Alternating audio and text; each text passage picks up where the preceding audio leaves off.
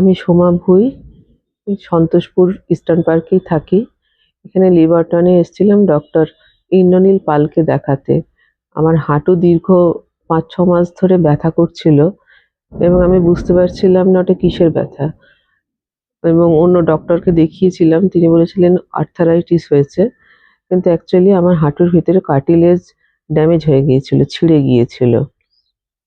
তো তারপর ডক্টর পাল আমাকে ওটা অপারেট করেন এবং আমি লিভারটনেই অপারেট করেছেন আমাকে ডক্টর পাল। এবং এনাদের পরিষেবা আমার সত্যিই খুব ভালো লেগেছে, খুব ফ্রেন্ডলি সবাই। আমি খুব হ্যাপি।